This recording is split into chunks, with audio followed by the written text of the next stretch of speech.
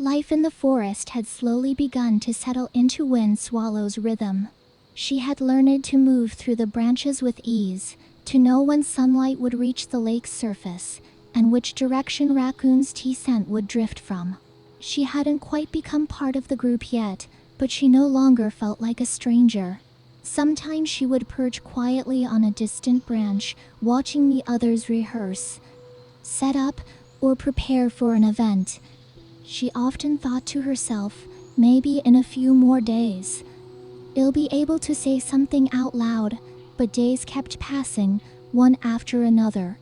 In truth, Wind Swallow had already helped out a few times, just no one had noticed. She had pressed down the sheet music when the wind scattered it for Little Bear, and picked up a wooden stick that Little Gray Wolf had dropped while moving props. Once after Little Red Fox finished rehearsing and forgot her scarf, Wind Swallow quietly flew back and hung it back on the original branch. Each time, she finished the task in silence, leaving no sound, no trace. She always felt that if someone realized she'd helped, they might expect her to do even more. And she was quite ready to meet that kind of expectation.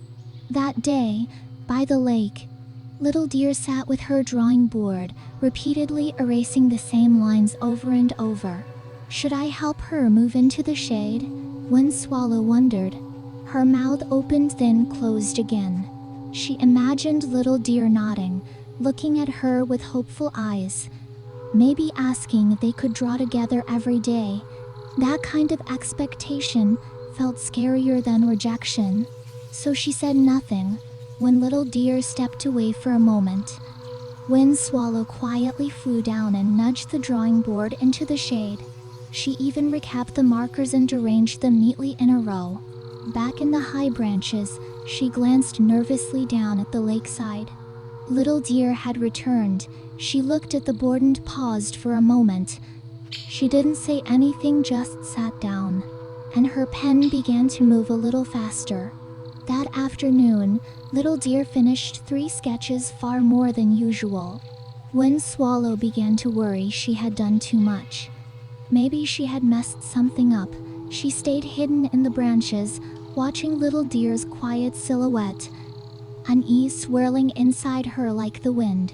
The next day, she flew back to the lake. This time, she didn't move anything. She just watched silently. She saw Little Deer stick a small note to the corner of the paper. Today's drawing finished faster than yesterday. Maybe it's because the pens were already lined up. When Wind Swallow read the note, her heart fluttered, light as a breeze. She didn't fly away. Instead, she waited until Little Deer packed up in the evening before leaving herself. In the days that followed, she began paying attention to Little Deer's rhythm. She noticed how she always walked a slow circle around the lake before drawing, sometimes staring at the water for a long time before even lifting her pen.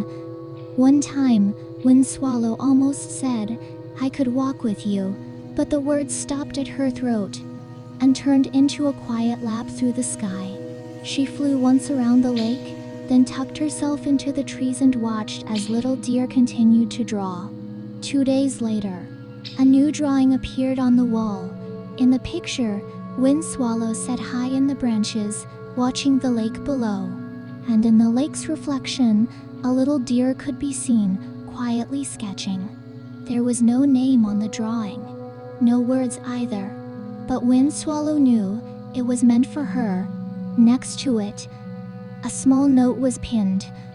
"Thank you for keeping me company while I drew in quiet all day."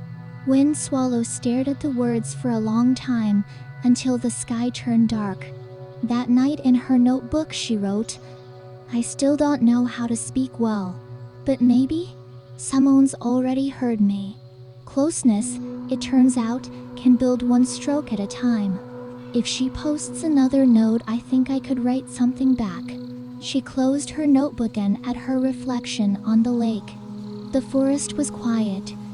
Only the scratch of a pen and the wind moving through the branches could be heard. That night, As she flew past the pavilion, she saw Mimi sitting there, also writing in his notebook. He didn't say a word, just looked up and gave a small nod. She nodded gently in return, then soared to a branch even higher than before. In Mimi's notebook, he wrote, "Not all closeness needs words. Some begin with quietly tidying up someone else's pens, and some words will be heard slowly in the quiet of the forest."